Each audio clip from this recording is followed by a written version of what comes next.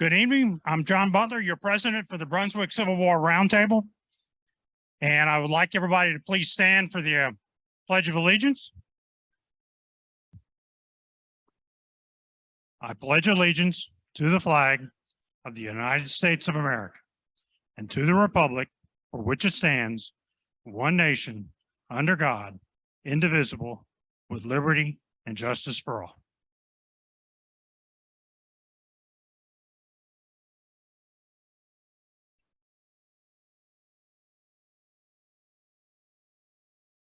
Okay, if you're new to us tonight, new member, new guest, please stand up.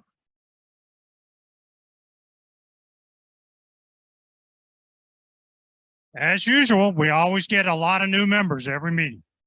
Thank you very much for coming. Hopefully you enjoy the program. All right, something that may be of interest to you. The Southport Historical Society, they got a new president, John Mosley, who used to work at Fort Fisher. Former Marine, you notice I didn't say ex, because Marines aren't exes. It's always former. He's going to be talking about the Marine and naval actions at Fort Fisher in December of '64 and January of '65. If you're interested, go down there. It's free. It's going to last about an hour.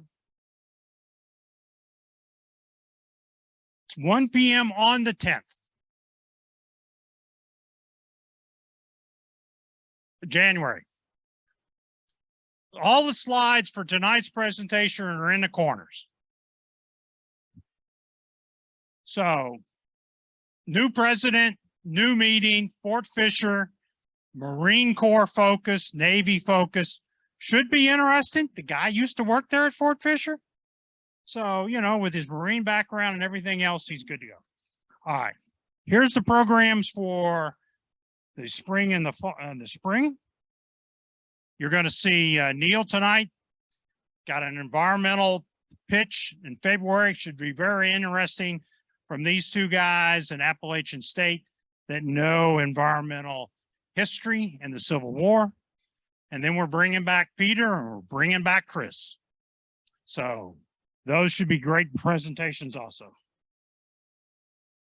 All right. Hope everybody liked tonight's facility. Thank you very much for Generations Church. They did a great job working with us, making sure it all works.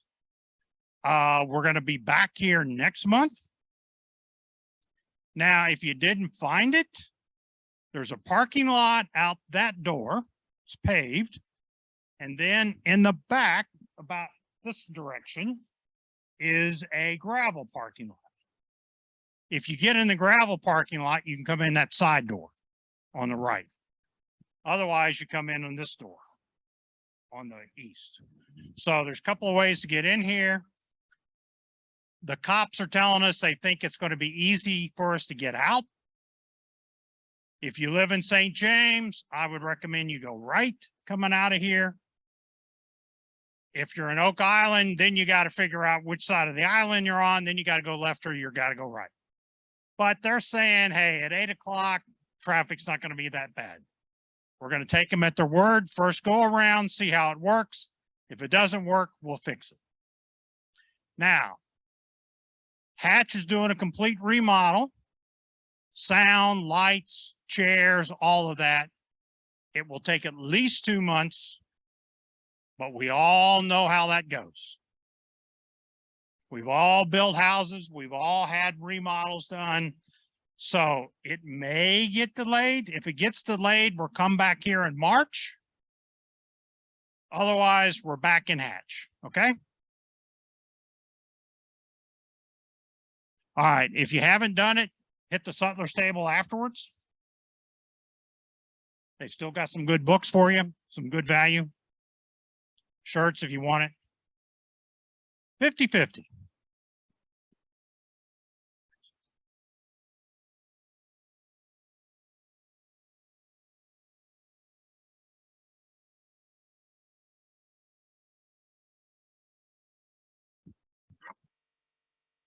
Okay, for $160. 605096. 605096. Okay. There you go. Congratulations. All right. For the book. Now, you'd think this is rigged, but it's not been. 605095. Trust me, I shuffled them. 605095. Free book at the Sutler's table. Who got that one? Hey, lucky winner tonight, right? All right. We are on Zoom. We are testing using Facebook. We're not broadcasting that out to people, but we are testing Facebook. So we are on Facebook. So if you would go to Facebook, you could actually find this presentation. And we'll be on YouTube in 2 weeks. All right, and we'll introduce our guest speaker.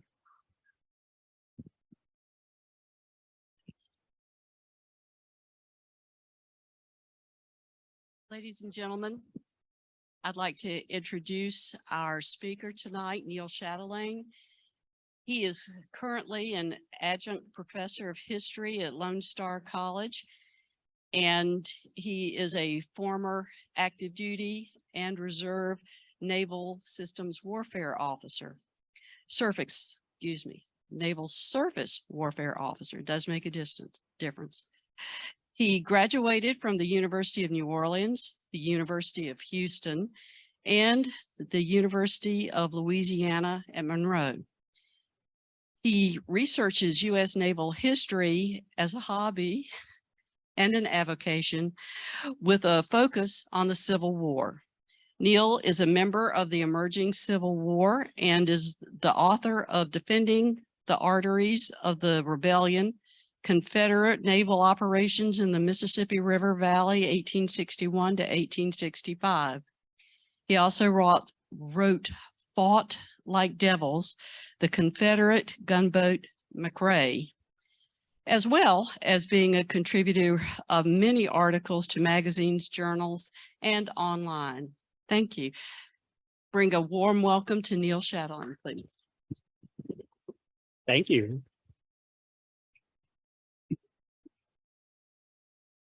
All right, just to start, can everybody hear me okay? Am I talking loud enough for everybody? Okay, awesome. Well, welcome. This is a fantastic crowd, and I'm really happy to be here tonight. This is my presentation on my second book, Defending the Arteries of Rebellion, Confederate Naval Operations in the Mississippi River Valley, 1861 to 1865. And that is quite a title, right? Long enough. We did that for a couple of reasons. Number one, the book publisher likes a lot of words in a title because then it shows up on Google searches a lot more. But the other reason is that every word in that title actually matters, okay? It's not the Confederate naval operations in the Mississippi River. It's in the entire Mississippi River Valley. It's not the Confederate Navy's operations. It's all naval operations. And we're going to talk a lot about what that means today because there is a difference. So to start things off with, when most people think of Mississippi River operations in the Civil War, they think of Vicksburg, right? And as you should, that's where the Civil War had one of its major conflicts. That's where the Mississippi River was split. However, if you're going to do a true look at the entire Mississippi River Valley, you need to look at all of the internal waterways, tributary rivers, distributary rivers, bayous, lakes, inlets, you name it. And all of the ones listed on the slide there are ones where the Confederacy attempted to organize naval forces in one category or another and attempted to resist the United States Navy and military in the Civil War. So it's not just the Mississippi River. All of these waterways had a part to play, and we're going to dive into a little bit of what that means here today. So first things first, the Confederate Navy, did it even exist? Well, kind of, yeah. At the most, the Confederate Navy at one point or another had about 5,000 sailors, at the most. Overall, maybe about 10,000 sailors at one time or another, but its peak strength was 5,000 people. Now, that's not a lot of people considering the United States Army had 2.2 million soldiers enrolled in its ranks, and the US Navy had about 50,000 sailors at any given time. So big difference, 5,000 versus 50,000. However, what the Confederate Navy had, they attempted to use to effect. And they had actual tangible ambitions to gain parity with the United States Navy in the Mississippi River Valley. And what we're going to look at today is how they brought those ambitions about, what their plans were, how they tried to make it happen, and where they fell short, because obviously the Confederate Navy did not win the Civil War. The United States Navy and the United States military won the Civil War. So first thing, Confederate Navy ambitions. Where you want to look at where the Confederate Navy tried to build ships, you need to look at where shipyards were. And so let's look at where shipyards were. This is where Confederate shipyards were, major shipyards, at the beginning of the Civil War. So when states seceded and the Confederacy was formed, this is where shipyards existed. We have shipyards in Pensacola, Florida. That's the US Navy station in Pensacola, Florida. There's shipyards in Mobile, Alabama, Savannah, Georgia, and then after Virginia secedes, also the Gosport Navy Yard in Norfolk, Virginia. That's 4. There's a lot more than that, though. In New Orleans, there are several shipyards. In Brashear City, Louisiana, modern-day Morgan City, Louisiana, there's a major shipyard. In Memphis, Tennessee, there's a major shipyard that was a Navy yard that turned over into a civilian shipyard. In Nashville, Tennessee, there's a major shipyard. And in Plaquemine, Louisiana, there's a shipyard. So in case you couldn't tell, most of the shipyards that are in the Confederacy are in the Mississippi River Valley, which means that when the Confederacy organizes and says, well, we have shipyards, let's start building ships, they're going to start building ships in the Mississippi River Valley. And the statistics match that pretty evenly. Confederate ironclad program. So ironclads, warships built with iron-plated hulls to deflect enemy shot and shells so that they will not be penetrated, so that they can then get close and bombard enemy forces. In the first year of the Civil War, from April 1861 to March 1862, the Confederacy makes efforts to build a lot of ironclad warships. The one everybody remembers is the conversion of the steam frigate Merrimack into CSS Virginia, which you guys heard about a couple months ago, right? So that's the one everybody knows about. There were a lot more than just the ironclad Virginia. To start with, Virginia, there were 2 ironclads that started construction that first year, CSS Virginia and CSS Richmond, which was started in the Gosport Navy Yard and then moved to Norfolk, Virginia, or moved to Richmond, Virginia after Norfolk was lost and recaptured by US forces. In the first year of the Civil War, South Carolina starts building 2 ironclad gunboats. Those become the ironclads Chicora and Palmetto State, which get commissioned in late 1862. And then there are 9 other ironclads that begin construction processes during this first year. And those 9 others are all in the Mississippi River Valley. 2 of them at Memphis, one of which becomes the famed ironclad Arkansas, 1 on the Tennessee River, and 6 ironclads at New Orleans. They tried to build 6 ironclad warships at the same time in New Orleans, simultaneously. So what the Confederacy has realized, and you can tell by just looking at the stats, is the main effort of Confederate ironclad shipbuilding is going to be the Mississippi River, because the Confederacy has recognized, number 1, that's where they have shipyards, and number 2, keeping control of the Mississippi River Valley is going to be crucial to the Confederacy's war effort, because they can see a map just like Abraham Lincoln and Ulysses Grant can, and they need to maintain control of these internal waterways so that they don't fall into US hands and are used as highways for the United States instead of highways for the Confederacy. And so that's going to be kind of what we look at as how the Confederacy attempted to make this ironclad ambition naval facility occur. Doing that can't even begin to be looked at without looking at who's building and operating these ships. And a significant number of Confederate warships in the Mississippi River Valley are in part built or operated by enslaved labor. Okay, it's not just they had a couple of people working at shipyards. There were entire teams of hundreds of enslaved persons working on some of these ships, doing many different things. Some slaves were used as skilled craftspeople, carpenters and shipwrights who were trained and operated and worked in shipyards. Others were unskilled labor, and these enslaved people were brought to shipyards and basically worked all night, at night, repositioning critical raw materials and moving supplies and getting things ready in the morning for the skilled labor to take over again. It's not just enslaved people, it's also infrastructure.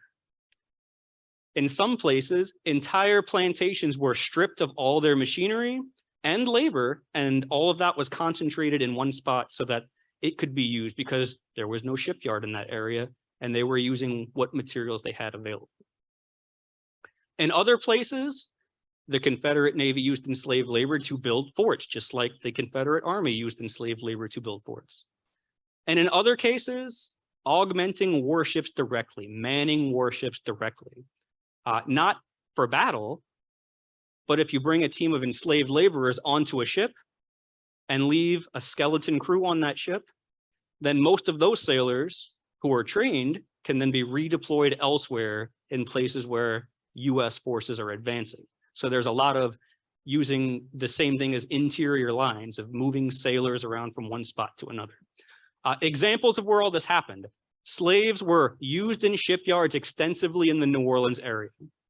And when I say teams of enslaved laborers augmenting shipyards in larger ships, I'm talking about 200 or 300 enslaved laborers at a time. Plantation infrastructure, that's most famously done on the Yazoo River at Yazoo City, where the Confederacy invents a Navy yard out of basically using plantation equipment. Constructing and supporting fortifications, that's the Yazoo River, among many others. And then in Arkansas, around Little Rock, we have actual cases of using enslaved laborers to help man ships so that those sailors can be repositioned in Louisiana, for example. So it's important to understand that it's not just Confederate sailors that are working here, and it's not just ship construction crews that are trained. There's also a lot of forced labor that's helping to augment Confederate naval forces. So enough about the background. Let's get to how this all happens. 1861, all right, we made it. We got to the start of the war. 1861 in the Mississippi River Valley is just like it is everywhere else in the Civil War. Some things happen, but it's very minor. And most of the stuff that happens is instead training, outfitting, preparing for future campaigns. But there are some smaller scale operations that do occur. First things first, New Orleans, Louisiana is where privateering is born in the Confederacy. Jefferson Davis issues calls for letters of marque and reprisal to outfit privateers. Those privateers, the first ones to receive documentation from the Confederate government and sanction, are outfitted in the city of New Orleans, Louisiana. So the Mississippi River Valley also extends a little bit into the Gulf of Mexico, where we talk about the blockade of the Mississippi River as well, because there was a blockade there as well. So privateering is the genesis of that, and that's occurring in May and June 1861. Next thing, the Confederacy realizes they need to control the Gulf of Mexico, and they send soldiers and sailors and Confederate Marines to occupy this place called Ship Island, Mississippi. So it's a barrier island where the US military was trying to build a fort, but they ran out of money before the Civil War started and the fort was half built. And there's a lighthouse there, and there's a deep water anchorage there. And the Confederates know that if the United States takes control of Ship Island, Mississippi, they can use that as a staging point for operations in the Gulf of Mexico. And guess what? That's exactly what happens, but we're not there yet. So the Confederacy takes control of Ship Island, Mississippi in 1861. And then when the US Navy shows up to blockade the Gulf of Mexico, the Confederacy realizes they don't have enough ships to support Ship Island, Mississippi. And 3 months later, they abandon the position.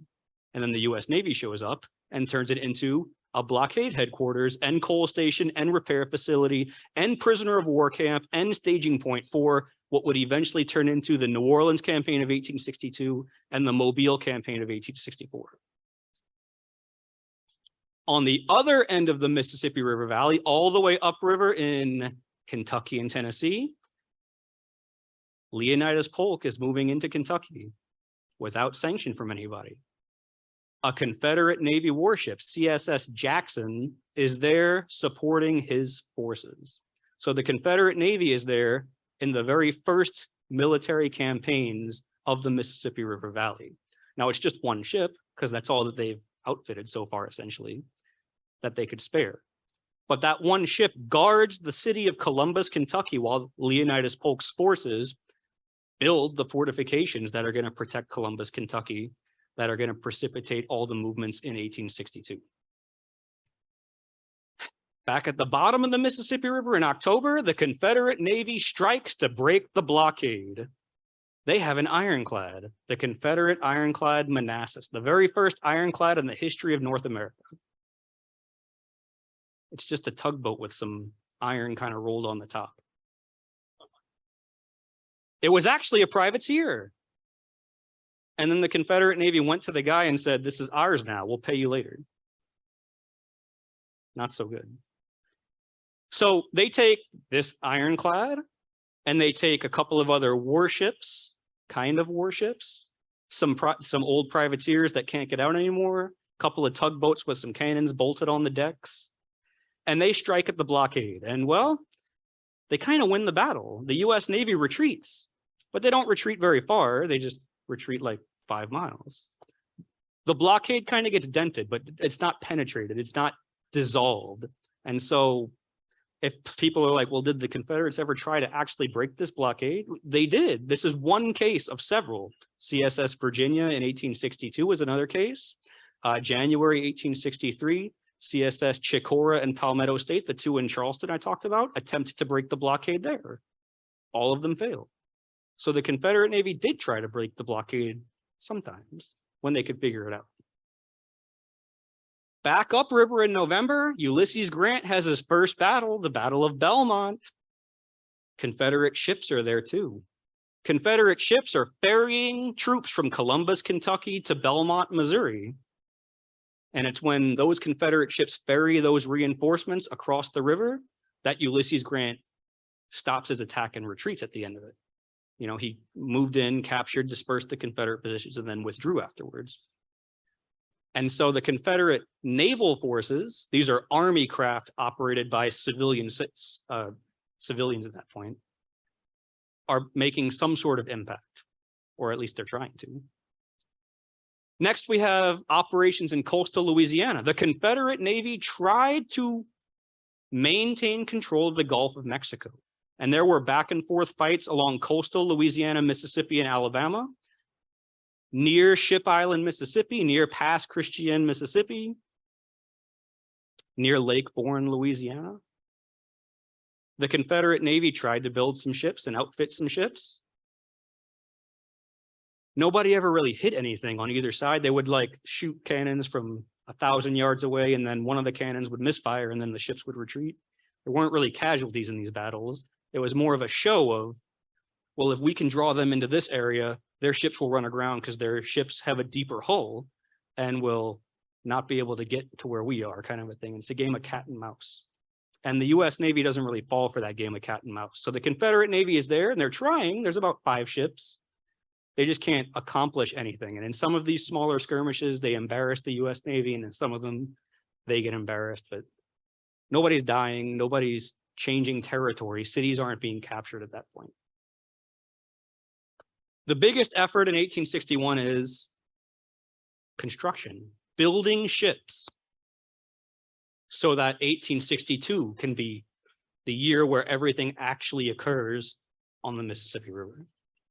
Before we get to the number of ships built, though, Who's in charge of the Confederate naval forces in the Mississippi River Valley?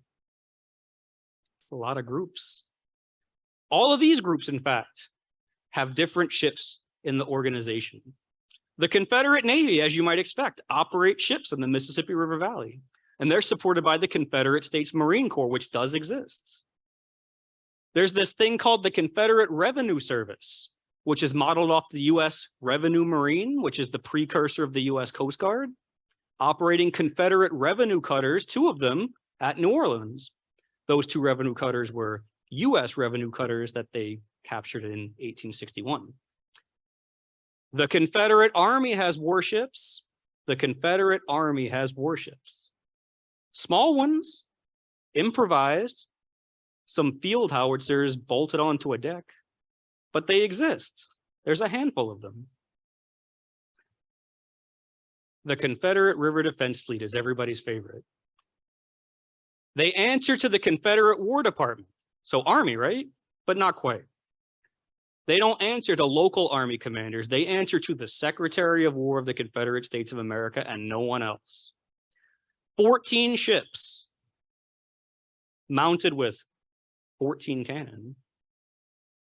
They're built to ram into other ships and to sink them, and probably sink themselves doing it. This guy, J. Montgomery, is in charge of this river defense fleet, which answers only to the Confederate Secretary of War. They're not even in the Confederate Army. They're civilians, civilian contractors. Privateers, they're out for the money, right? They don't answer to anybody, whoever pays them, whoever they can capture and get money from. Louisiana has its own navy. It's 2 ships that mount 4 cannon. The Louisiana Navy musters 183 sailors total. The Confederate government also contracts civilian ships to operate as supply vessels and transports. And then you've got blockade runners who answer to whoever will buy their stuff as they slip through the blockade. A lot of different groups, national groups, state groups, contractors, civilians, sailors, soldiers. Who's actually in charge? When they figure it out, I'll let you know. That's going to become a major issue. Who's actually in charge? In some places, these groups will work well together. And in other places, they don't. And we're going to see where they work well and where they don't, and kind of who's willing to work together and who's not as we go through. So 1862 is the year where things happen. So how many ships are we talking about? These are the numbers. Let's break down the numbers here. The very far left graph is the total number of ships the Confederacy planned to build for the 1862 river campaign. That's this very first graph. They plan to build, construct, or outfit 9 ironclad warships to fight the US Navy in 1862. They plan to outfit 45 wooden steam warships and another handful, 5, sailing vessels that don't have steam-powered engines or floating batteries that get towed somewhere and anchored and then are used as mobile artillery. Of the 5 sailing vessels and floating batteries, all 4 of the 5 go into service and are put to use. Of the 45 steam-powered ships, 35 of them were completed and put to use and take part in campaigns in 1862. Of the 9 ironclads, 3 are put to use and successfully finished. Let's compare that to the US Navy. The US Navy is operating several different groups. The Western Gulf Blockading Squadron, that's David Farragut ascending the Mississippi River from its mouth. He's got 25 wooden steam-powered warships and another 29 mortar vessels. Those are schooners that can't really maneuver very well, that have a mortar on them, and that's it. So basically floating artillery, floating fortresses. There's the Western Gunboat Flotilla. That's Flag Officer Andrew Foote. 10 ironclad warships. Those are the city-class ironclads, the Pook Turtles, the USS Cairo in Vicksburg is one of them. 11 more mortar vessels, and 4 wooden steam-powered ships. Those are the timberclads, the ships that are at the Battle of Shiloh, for example. And then there's the U.S. Ram fleet. Oh, wait, didn't we just talk about a Ram fleet? The River Defense Fleet, the Confederates? Yeah, the U.S. Navy copies that idea and then uses it themselves with 9 Rams of their own that we're going to see. So, statistically, let's look at what we got. The Confederates want to have 45 wooden ships. The U.S. Navy has about 40 wooden ships. The Confederates want 9 ironclads. The U.S. Navy has 10. Oh, but only 3 of those get built for the Confederates. That's where the big break is. The Confederates planned to have enough ships to counter the U.S. Navy statistically. But then there's this thing called the U.S. Navy that has more shipyards, more facilities, more people, and they kind of build stuff faster than the Confederates do. And so when 1862's campaign season begins, the Confederates are rushing and scrambling to finish ships while the U.S. Navy ships are ready. And on top of that, who do those ships the Confederates have finished answer to? Well, there's that statistic. Half the Confederate ships that are actually built, 20 of them are part of the Confederate Navy. 14 of them are part of the River Defense Fleet that answers to no one but the Secretary of War. Louisiana has 2 ships. The Revenue Service, the cutters have 2, and the Confederate Army has 4. Now, you would think that if they're going to use resources properly, all the Confederate Navy ships are going to be in one spot and all the River Defense Fleet ships are going to be at the other end so that they balance out and there's one commander at each end. No. The River Defense Fleet keeps 6 ships downriver, 8 ships upriver. The Confederate Navy, wherever they kind of get them, they send them. Louisiana's ships stay in Louisiana. That makes sense. But no, they don't utilize the command of having different organizations effectively, and instead they spread the ships out, and that doesn't work out too well. So 1862, this is what I like to call the year of decision. This is the year stuff actually happens for the naval forces on the Mississippi River Valley. Constant campaigning in 1862. Upriver in February, you have the battles at Forts Henry and Donelson. The Confederate Navy is not there, but the U.S. Navy is. And when the U.S. Navy and Ulysses Grant capture these positions, that forces the Confederates to be outflanked from, and they are forced to retreat from this place called Columbus, Kentucky, which forces the Confederates to abandon their first defense of the Mississippi River without really much of a fight. And then people begin moving downriver, United States naval forces and soldiers. In March and April 1862, there's the Island No. 10 campaign. Confederate ships, U.S. Navy ships, Confederate soldiers, U.S. Army soldiers, all there. The Confederate Navy actually works really well at Island No. 10. They help transport supplies. They help evacuate positions that need to be abandoned. They help stop U.S. military advances. The U.S. military starts assaulting forts. Confederate ships are there firing on the assaulting formations and stopping the attack. But what the Confederates don't have at Island No. 10 is ironclad ships. None of them are built and ready yet. And the U.S. Navy has about 6 of them there. And when the U.S. ironclads get in a position to attack the Confederate fleet withdraws because they know they're going to lose. And the U.S. military can then surround the Confederates and Island No. 10 falls. They retreat to the next position, Fort Pillow, Tennessee, site of the massacre of African-American soldiers in 1864. At this point, it's a Confederate fort named after Gideon Pillow. The Confederate naval forces launch a counterattack at Fort Pillow. It's called the Battle of Plum Point Bend. It occurs in May. It's not the Confederate Navy launching this counterattack. It's the River Defense Fleet. And the River Defense Fleet manages to sink 2 U.S. Navy ironclads at Plum Point Bend. U.S. ironclads can be sunk. They're not indestructible.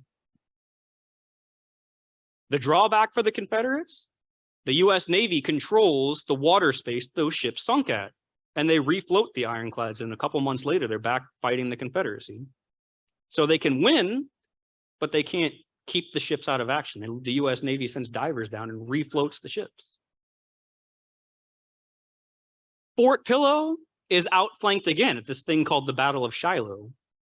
And then when the US military attacks and advances on, and then Corinth, Mississippi is captured by the US military when General Beauregard retreats from that city in 1862. Then the Confederacy's naval forces are outflanked at Memphis. The River Defense Fleet doesn't have enough supplies. They don't have enough coal to power their ships to escape, and so they attack instead. And all of them are blown up and destroyed. Like one ship escapes. That's it. At the exact same time, downriver, David Farragut is investing, bombarding, and running past the Confederate fortifications at New Orleans. That battle at New Orleans, the Battle of Forts Jackson and St. Philip, April 24th, 1862, is the largest naval battle in the Civil War, the largest ship-to-ship engagement. The US Navy sends 17 ships past the fortifications. 14 of them get past the fortifications. And of those 14, one of them gets sunk doing it.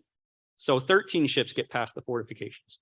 And they engage and sink and destroy and disable about a dozen Confederate warships that are supporting the forts, including that ironclad Manassas, that first little one at that first breach of the blockade in 1861. So there's a lot of fighting going on down there. But the US Navy wins there, and the Confederates are forced to abandon New Orleans, destroying most of the ironclad programs in the process. They try to sneak a couple of them out. They don't have enough ships to tow them upriver because the river current's too strong, because it's April and the Mississippi River current is stronger in April because of the spring thaws going on. And so they have to destroy those ships instead. And then we've got the let's meet in the middle situation, right? Ships are coming from upriver. Ships are moving up from the mouth of the river. And those US naval ships are now going to meet in the middle. Hey, Vicksburg, right? In June 1862 on the White River in Arkansas, Confederate sailors sink their own ship to block the enemy from advancing up the river. Then they move the cannons from the ship into some forts, and they blow up a couple of ironclads. More ironclads are disabled, but they're not put out of the fight forever. They're repaired again. And then in June and July 1862, that's when the US Navy tries to capture Vicksburg, Mississippi. That's when the Confederate ironclad Arkansas comes out and successfully staves off the combined fleets of upriver and downriver.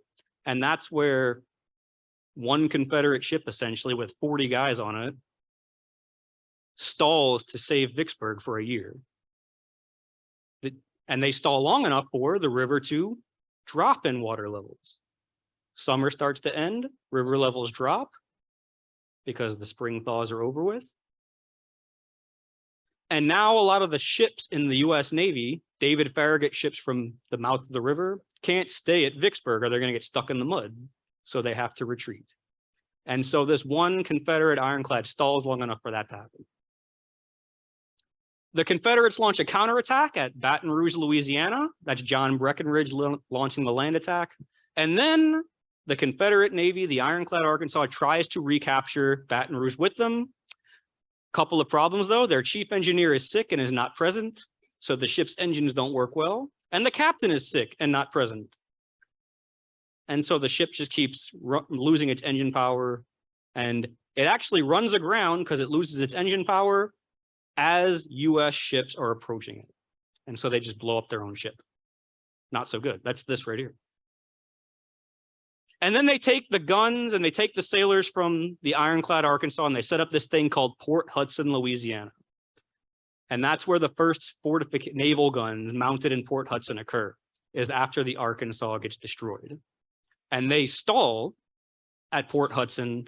And that's where we get that gap of, in 1863, all the Confederates had left was that 90-mile stretch of river between Vicksburg and Port Hudson. That's where that comes from. So the Confederates are basically running out of ships at this point, right? They're not just going to give up, though. Time for part two. They're going to try to reconstitute naval forces, but not giant squadrons built in giant shipyards. Now they're going to start improvising. And now they're building shipyards and ships on the interior in tributary and distributary waters to try to reconstitute smaller Confederate squadrons. The core of these squadrons are built around the survivors of 1862's campaigns, and then they try to rebuild more ironclads. They invent a Navy yard at Yazoo City, Mississippi, where they try to build 3 more ironclads. William Tecumseh Sherman will burn those. They try to build an ironclad on Bayou Teche in Louisiana. Nathaniel Banks is going to help stop that from happening. They build an ironclad in Shreveport, Louisiana. It's actually the last ironclad to surrender in the entire Civil War. CSS Missouri. And they try to reconstitute naval forces on the Arkansas River to protect Little Rock. The point is, the Confederates are trying to reconstitute naval forces with what they have. They're using the resources they have. They're improvising shipyards out of the middle of nowhere. That shipyard at Bayou Teche is not a shipyard. It's just flat land next to a levee on the bayou on some dude's plantation that they just kind of took over. The equivalent of the CSS Albemarle here in North Carolina, getting built in a cornfield. So the Confederates are trying to reconstitute a naval force, but can it work? We'll find out. 1863, hey, Vicksburg, everybody knows Vicksburg, right?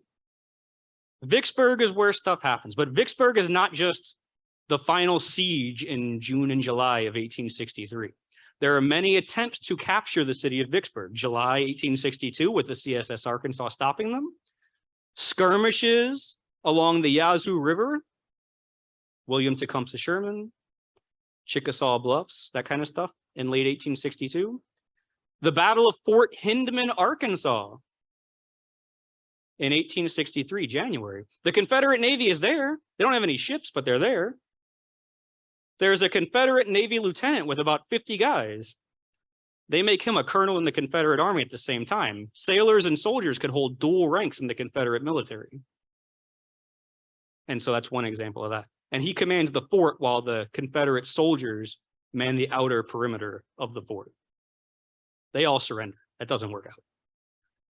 The Yazoo Pass expedition in February, March, and April 1863, the Confederate Navy is there, sinking their own ships to block the advance of the US Navy. They sink ships right next to some Confederate forts, namely Fort Pemberton, and that forces the US ships to stop right in front of the fort so that they can get bombarded. And it actually works. It stops the US military advance on the Yazoo Pass. Then there's Steele's Bayou expedition and the Yazoo River expeditions. That's basically, they try to come up from here. And the Confederate sailors that are left, they're just blowing up trees to stop them and try to trap them in between the different spots. They blow up trees in front, they blow up trees behind, and try to trap the US Navy ships so that cavalry and field artillery can then attack the ships. Doesn't work out too well. There are Confederate ships supporting the Vicksburg siege. But after Grant cuts off Vicksburg, now they're not supporting Vicksburg anymore. Now they're supporting Joseph Johnston's relief efforts to relieve Vicksburg. Confederate ships remain operating in the area of Vicksburg even into late July 1863. 3 weeks after Vicksburg surrenders, there are still Confederate ships in the area in the inland waterways trying to transport supplies. This is the last Confederate warship to be destroyed on the Yazoo River area, CSS St. Mary. And when I say warship, I mean there's one cannon right there, there's one right there. That's it. So there is Confederate naval presence supporting the Vicksburg siege in one fashion or another. Other parts of the Mississippi River Valley, though. So the Mississippi River is split. What about the rest of the war? Well, we can't just ignore the fact that there's still 2 more years of Civil War to happen. February, March, April, May 1863, while Grant is besieging Vicksburg, He's also sending ships under Rear Admiral David Porter up the Red River to try to capture and isolate the Red River area for a follow-on advance to capture Shreveport, Louisiana, the headquarters of the Confederate Trans-Mississippi Department. The Confederacy manages to disable a couple of warships, capture a couple of warships, disable and sink an ironclad, raise that ironclad up to prepare to outfit it as their own, and then they destroy it when the US military gets close.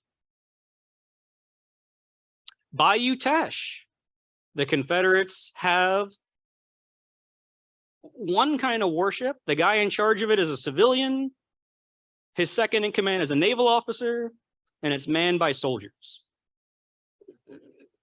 They actually do pretty half decent. They hold out for a couple of months until the US military gets serious about it.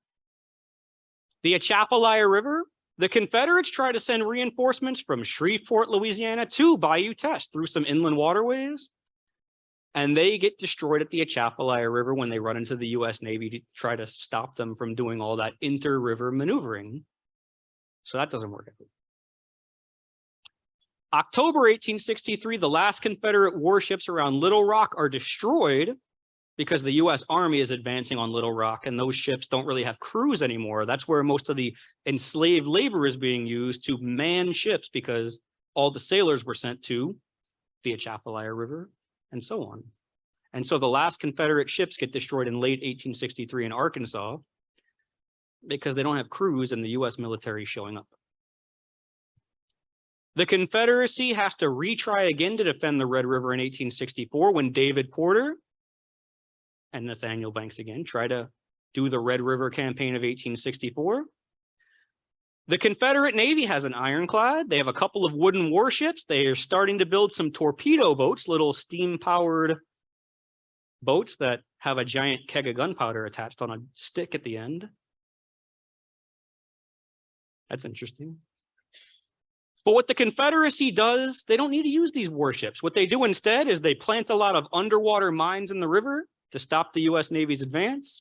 And then they build a bunch of dams in the river to divert river water out of the Red River to make the river drop in water level. And then David Porter's ships almost get stuck, and they have to build their own series of dams to get unstuck. And that causes that campaign to kind of fizzle out. But the Confederate Navy is there helping with the engineering construction of those dams and standing by with the few warships they have left. April and May 1864, the US military recaptures and destroys Yazoo River again.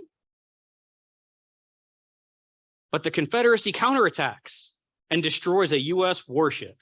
Not the Confederate Navy, though. This is literally cavalry riding out of the woods with some cannons, and they get a lucky shot and disable the ship, and then they board the ship. The White River in June 1864. The Confederate cavalry comes out of the woods, fires a couple of shots and gets a lucky hit, disables a ship, sets it on fire, and then the ship sinks. A lot of Confederate cavalry all of a sudden in this naval stuff. Certainly it can't get more of that, right? The Tennessee River in October and November 1864. The Confederate cavalry, it's not just a regiment this time, it's called Nathan Bedford Forrest Cavalry Corps. They start disabling ships on the Tennessee River, and they disable and capture 3 US Navy warships. Confederate cavalry captures US Navy warships. Then they use those Navy warships to assault Johnsonville, Tennessee, the US military's primary supply depot in central Tennessee. They destroy the entire supply depot. And then they sink their ships before the US Navy responds with more ships, because it's cavalry. They don't know what they're doing. And then Forrest goes, he says, hey, I've deprived the US military of their supplies. Oh, wait, it's October, November 64. This is when John Bell Hood's trying to recapture Nashville. Forrest is doing all of that to support Hood's Nashville campaign. Doesn't work. And the Confederate Army of Tennessee kind of gets destroyed at Nashville. April 1865 at the Hatchie River, some dude comes out of the woods, waves down a US Navy ship. He's like, oh, I'm trying to escape the Confederates or something. And then he pulls guns on the captain and then burns the ship. He gets executed for that, by the way. March 1865, the Confederate Navy is ready for another US military advance up the Red River. It does not come because the war's kind of over at this point, and the Confederates haven't gotten the memo in Shreveport, Louisiana. They will, though. In June of 1865, Shreveport, Louisiana surrenders, and the last Confederate warships surrender. That's the Confederate ironclad Missouri, and literally like 1 or 2 wooden ships. That's about it. So why even talk about this if all we keep hearing is, well, they tried some stuff and it didn't work out? Well, first thing, the Confederate Navy and its naval ancillary forces in the Mississippi River Valley, that's where innovation happened in the Civil War technology-wise. Commerce raiding is invented in New Orleans. The very first Confederate commerce raider, the commerce raider CSS Sumter, sorties out of New Orleans. Captain Raphael Semmes is in charge of that, the guy in charge of CSS Alabama later on. Privateering gets invented in New Orleans. That Calhoun ship is the very first Confederate privateer, then becomes the flagship of the Confederate fleet for the Mississippi River, and then becomes a blockade runner, and then becomes a US Navy warship that the Confederates will then later sink. There's a lot going on with that ship. Amphibious operations are born in the Mississippi River Valley when the Confederates try to capture and hold Ship Island, Mississippi. That's joint amphibious operations too, Confederate Army, Navy, and Marine Corps all together. Ironclads, the first ironclad in North America. That's that one right there, Manassas. Little tugboat with some iron kind of curved on top. They called it the Turtle because it kind of looks like it's a turtle shell. The ram, you can't see it in the picture there at the bottom, but the Manassas ironclad has a ram at the bottom so that it can smash into enemy ships and create a big hole so that it'll sink. Same thing CSS Virginia does in 1862 against USS Cumberland, except they did it 6 months before that. Submersibles, the very first submarine in the Civil War was in New Orleans, the Confederate submarine privateer Pioneer. When New Orleans falls, they move that submarine operation to Mobile and create another submarine called American Diver. And then General Beauregard requests the movement of that submarine to Charleston, and they build another one and they move it to Charleston, and that becomes the submarine H.L. Hunley, which sinks the first warship in combat operations, USS Housatonic, in 1864. The idea of a ram fleet gets invented by the Confederate River Defense Fleet, and then the US Navy copies that with the US Ram Fleet. And then we haven't talked very much about underwater mines, but the Confederacy is using underwater mines throughout the length of the Mississippi River, from Columbus, Kentucky, all the way down to Louisiana. There are underwater mines being used by the Confederacy, and they sink ships. More US military and naval ships are sunk by mines than by guns in the Civil War. There's about 40 ships sunk by Confederate mines, and these are just examples of different underwater mines, including several ironclads. The first ship sunk is an ironclad, USS Cairo. The sister ship to USS Cairo, USS Baron de Kalb, gets sunk a couple of miles from where Cairo does a year later. So that's also an influence that gets copied elsewhere and is utilized elsewhere in the war. So a quick recap of, well, the Confederacy seems to be able to do some stuff, but they can't quite follow up with it. They can capture Ship Island, Mississippi, but a couple months later, they have to abandon it because they don't have supporting ships to supply it. They can seize Columbus, Kentucky and fortify it. Oh, that forces Kentucky to become more pro-US. The Confederate Navy can attack and dent the US blockade at the Battle of Head of Passes in 1861. The blockade is still there. It does not go away. It's dented, not broken. The Confederate Navy can help stabilize Confederate positions at Island number 10. They can help facilitate an evacuation of Confederate soldiers when they're cut off at New Madrid, Missouri. but the Island Number 10 campaign results in all those soldiers being captured a month later anyway. The Confederate naval forces, the River Defense Fleet, can sink U.S. ironclads at Plum Point Bend. The ironclads get refloated and are put back in service.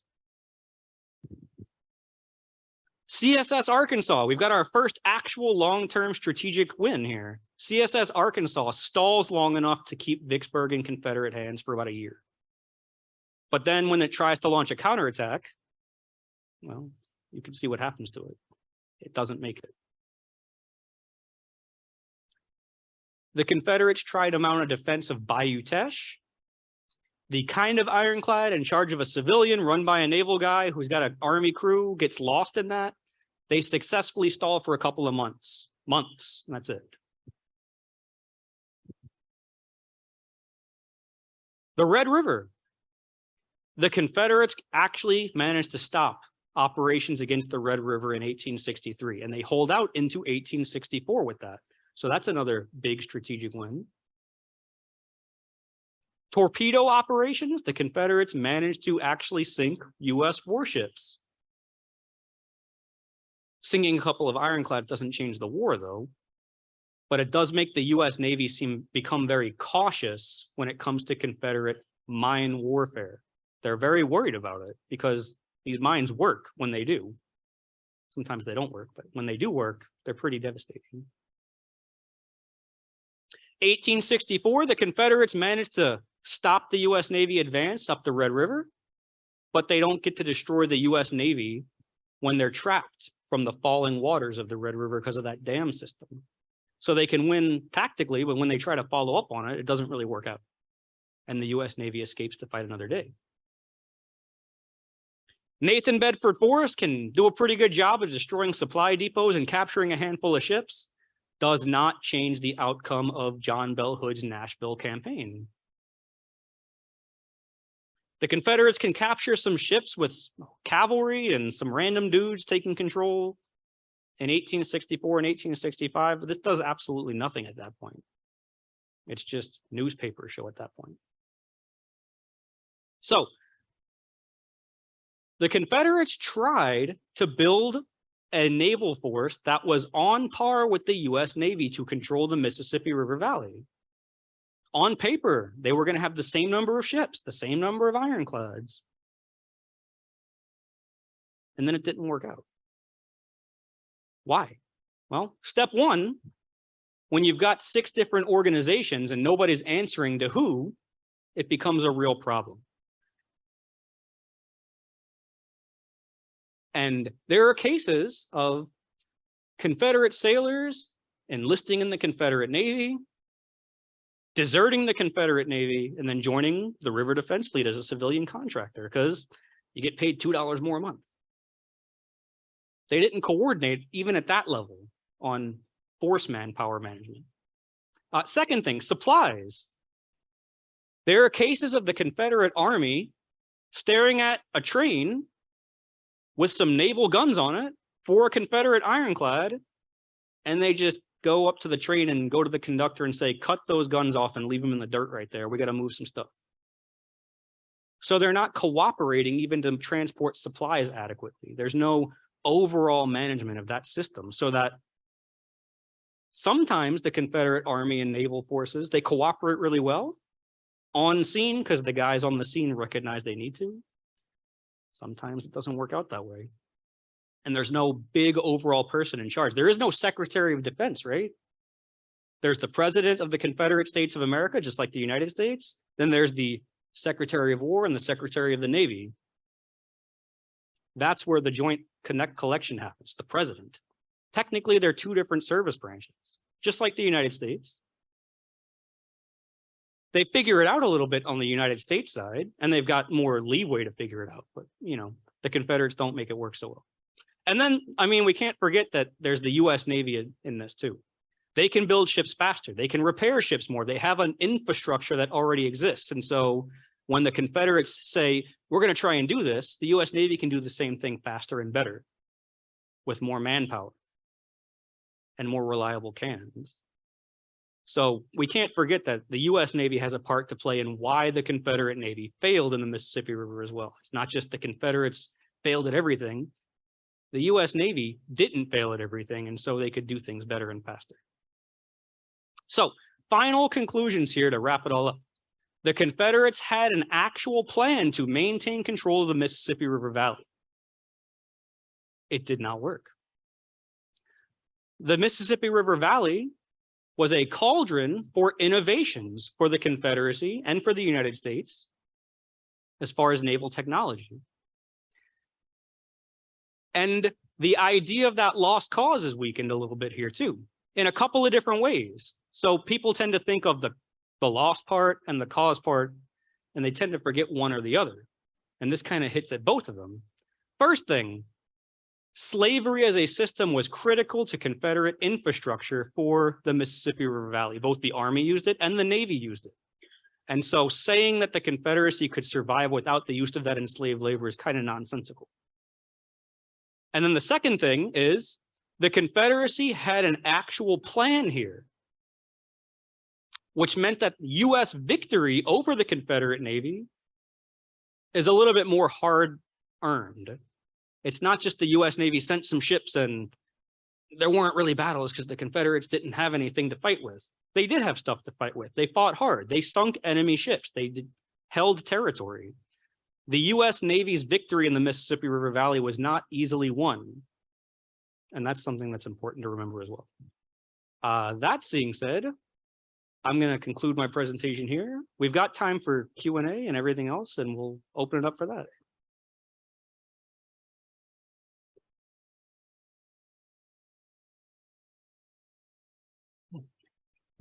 Thanks, Neil. That was very interesting. I'm going to come around with the mic, and if you get the mic, you got to talk right into it like I'm doing right now. Talk right into it, because the people on Zoom cannot hear the question if you just shout it out. That's why we need the mic.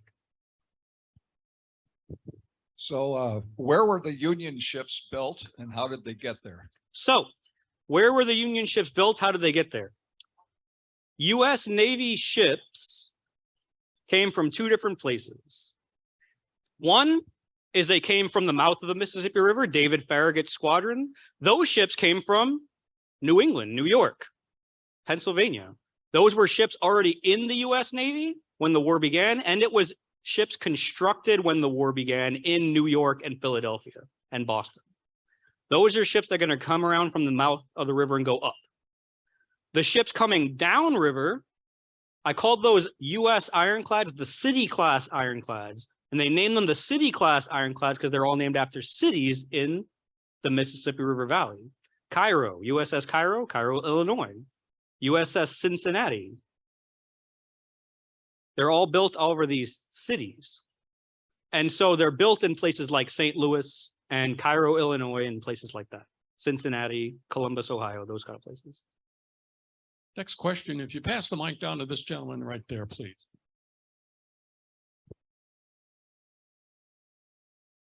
By 1862, they had to know that the organizational structure wasn't working. Was it incompetence on Davis' part or Montgomery or Holland's? They had to try something. So the answer is, in some places they did try. And in some places it worked out pretty well. Holland's is the guy in charge of the Confederate Navy squadron in the Mississippi River Valley. So he's at New Orleans, he's at Columbus, he keeps moving back and forth. When he's at New Orleans, he's doing things like seizing privateers. When he's upriver, he's cooperating with the Army to evacuate troops. So even he can kind of change what he's doing sometimes. The long-term answer of did they learn their lesson? The answer to that is yes, actually. The Confederate government passes a law. The Confederate Congress passes a law in late 1862, early 1863 that says that if the Confederate Army has soldiers in an area and the Confederate Navy has sailors in an area, the guy who has the highest rank will command both. And what we see is that later in the war, 1863 and beyond, cooperation becomes easier, not just in the Mississippi River Valley, but elsewhere. General Beauregard has command over the Confederate Navy squadron in Charleston, for example. Robert E. Lee's Army of Northern Virginia, the guys in charge of the James River Naval Squadron answer to him as the department commander because he's a 4-star general, and the guy in charge of the Confederate Navy is a 1-star admiral. So they do figure that part out. The bad part is for the Confederates is, well, they figured it out too late for the Mississippi River. And by the time that law gets passed and that cooperation starts, the Confederates are rebuilding ships on the interior with like on plantation fields with nothing left, and they don't have anything to coordinate with at that point. So if the law would have been passed a year earlier and they would have figured it out earlier, possibly better action, but didn't work out that way. And they learned that this was the lesson they had to learn. And that's how they learned it, was losing the entire river valley, essentially. Once an ironclad is sunk, how do you get it back off the bottom in the 1860s? Same way you get a ship off the bottom now. You send divers down who can't see anything, and they basically put plates over the holes, and hopefully those plates hold long enough to fill the holes so that they could get all the water out with pumps and stuff. And then when it gets high enough, then they try and plug those holes with, you know, firefighting equipment and everything. Same way a ship would be used to fight fires today and flooding today.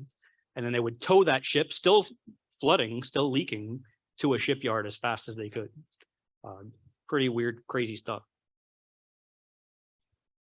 On the Army side of the war, you hear about all the West Point graduates that are all over the place, both sides. Yes.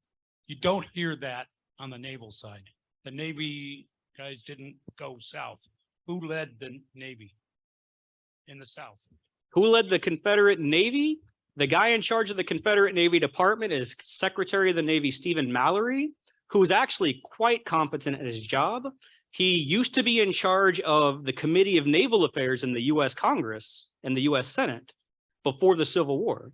So he knew how to do management, overall management of naval forces. Admirals and captains and everything, they came from the US Navy. The US Navy lost a couple of hundred officers. And in fact, if you look at the statistics, the Confederate Navy, the commissioned line officers, the officers that are lieutenants, commanders, captains, admirals, the guys who are in charge of fighting the ships, 80% of them had prior service in the US Navy. It's probably the most experienced single organization as far as command leadership in the entire Civil War. No other group could match that much professional power at the top levels because, well, the other groups were much bigger. The Army for both sides and the US Navy, much bigger. So the Confederate Navy, 5,000 people, 1,000 officers. Of those 1,000 officers, 400 of them were line officers. The others were engineers, doctors, and so on. Of those 400 officers, 80% of them, those line officers, were prior service US Navy, either had gone to the US Naval Academy or had been in the US Navy for decades before the Naval Academy even existed. Got time for